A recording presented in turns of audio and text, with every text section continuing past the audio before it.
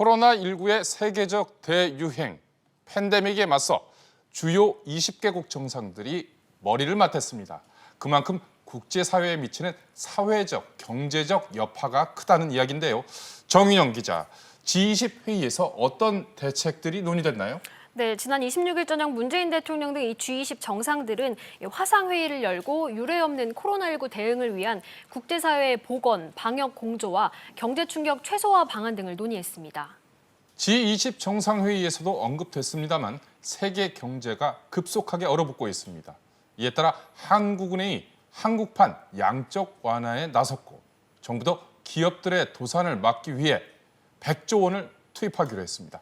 정인영 기자, 먼저 이 한국판 양적 완화 좀 쉽게 설명해 주시고 그 의미를 짚어주시죠. 네, 한국은행이 다음 달부터 6월까지 3개월간 금융회사의 유동성을 무제한 공급하기로 했습니다. 네. 사실상 한국판 양적 완화 조치로 해석됩니다.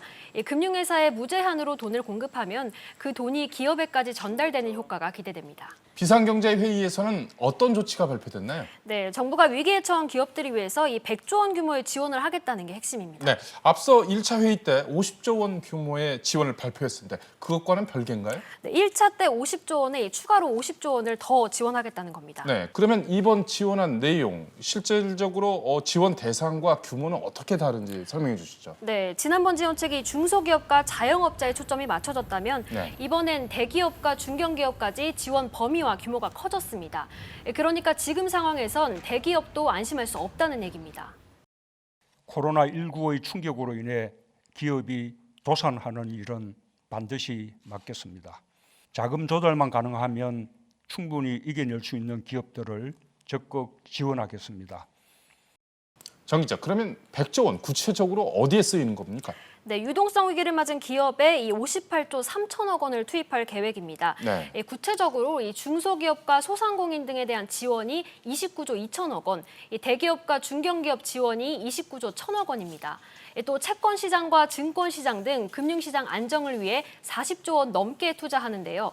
이 중 절반을 채권시장 안정펀드 조성에 투입해 기업들이 발행한 회사채를 사줄 계획입니다. 네. 이 증권시장 안정펀드 조성에는 10조 7천억 원이 투입될 예정입니다. 네, 그러니까 이 대기업, 중소기업, 소상공인, 금융, 전방위적인 지원이 나왔군요. 그만큼 상황이 급박하다는 건데 구체적으로 기업들 상황이 얼마나 어려운지 정부 대책이 실효성이 있는지 짚어보도록 하겠습니다. 임종윤 기자, 네.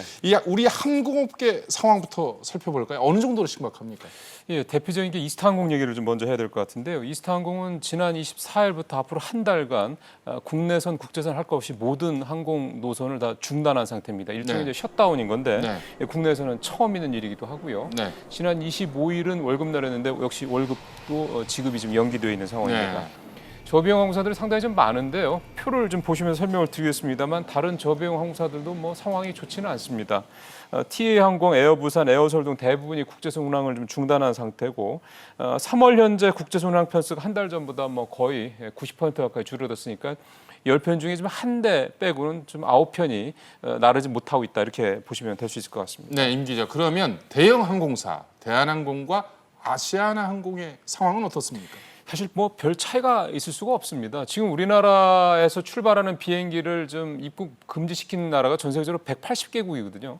그러다 보니까 뭐 대표적으로 대한항공만 하더라도 운항 노선이 1년 전에 비해서 거의 90% 가까이 줄었고요. 네. 실제 운항 편수도 역시 90% 이상 줄어든 그런 상황입니다. 네. 아시아나는 대한항공보다 상황이 조금 더 좋지는 않습니다. 역시 국제선 여객이 90% 가까이 줄어든 상황이고 심지어 다음 달 예약률 같은 경우는 1년 전에 비해서 90% 이상 줄어든 상황이니까 역시 아시아나항공, 뭐 대한항공 같은 대형 항공사들 역시 비행기들이 좀 거의 다 앉아 있다 이런 네. 상황이 좀 되겠습니다. 네. 아시아나항공 같은 경우는 그래서 다음 달부터 전 직원이 최소 15일 이상, 그러니까 한 달에 절반 가까이를 무급휴직에 좀 돌아가면서 교대로 들어갈 상황이다 보니까 다음 달은 아시아나항공 직원 중에 절반만 회사에 나올 그런 상황까지 좀 돼 있습니다. 네.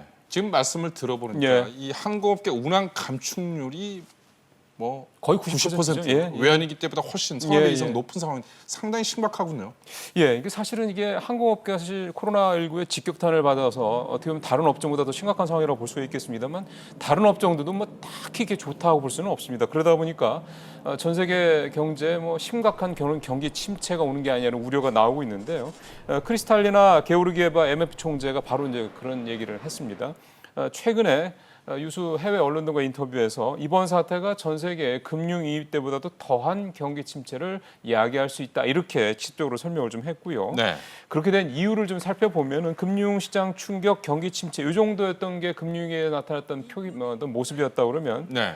이번 코로나 사태는 소비 위축에서 시작을 해서 생산 중단, 경기 침체, 금융시장 충격까지 어떻게 보면 이제 전 세계 경제 거의 전반에 걸쳐서 좀 충격이 고스란히 나타나고 있는 상황이기 때문입니다. 그래서 게오르기에바 IMF 총재도 금융 위기 때보다 이번에는 훨씬 더 큰 비용이 들 것이다.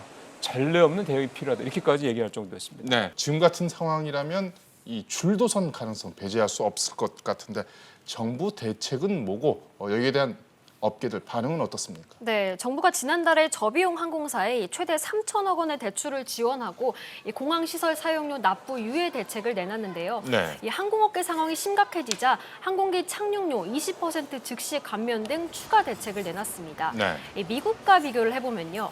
미국은 항공산업 지원을 위해서 500억 달러, 우리 돈으로 약 60조 원을 넘게 쓸 예정입니다. 우리는 감면 등 이 간접적인 지원인데 미국은 직접적이고 전향적이라고 볼 수 있습니다.